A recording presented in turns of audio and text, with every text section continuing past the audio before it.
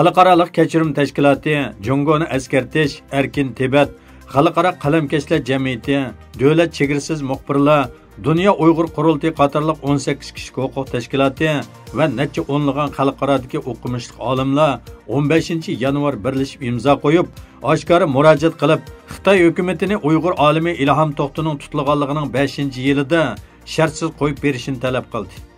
Ilhom To'xti 2014-yili 15-yanvarda qo'lga ilingan bo'lib, atalmış davlatni parchalash jinoyati bilan muddatsiz qamoq jazosiga hukm qilingan.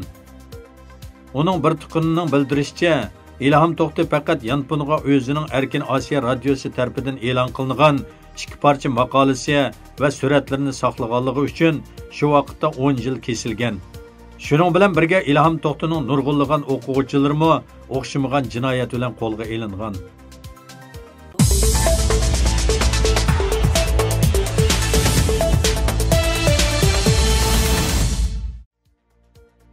Xitoy kundalik xabarlar to'rining bildirishicha, 14 yanvarda ochilgan Avtonom rayonlik xalq qurultiyining 13 navbatlik 2 umumiy yig'inida Shuhrat Zokir xizmat dokumentini o'qib o'tgan.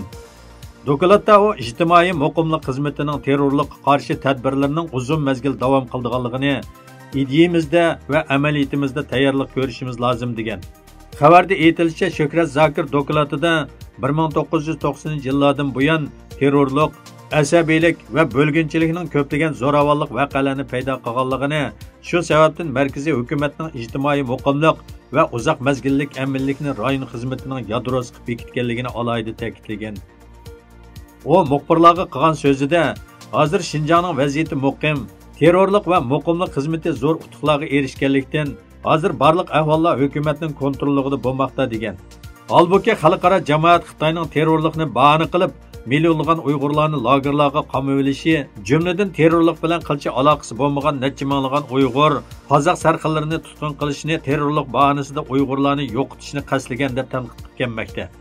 Shundaqla Xitoy kommunistlarining milyonlarcha Uyg'urlarni qamab olish badaliga atalmış ijtimoiy muqimlik barpo qilishini tarixda misli ko'rilmagan etnik tozalash deb ta'riflamoqda.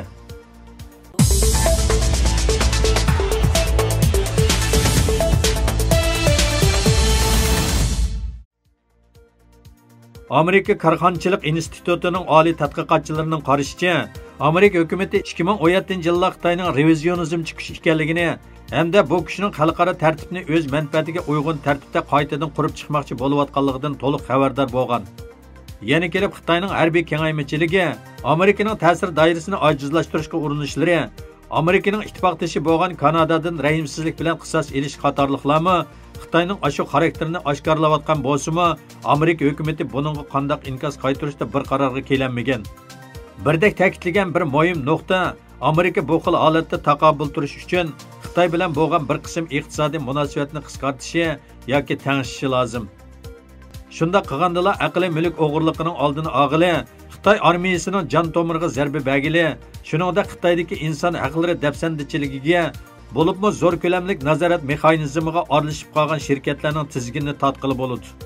Amerikaning Xitoyga qilayotgan eksporti Amerikaning milliy ishlab chiqarish umumiy qiymatining 1%-ga yetmaydi.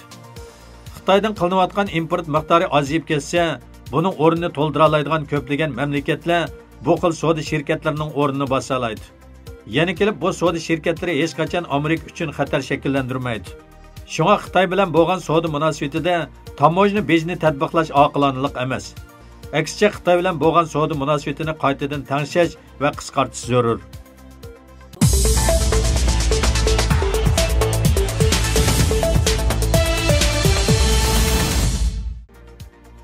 On 15 yanvar Keniyaning poytaxti Nayrobida bir mehmonxona va hukumat binosi qurolli hujumga uchragan.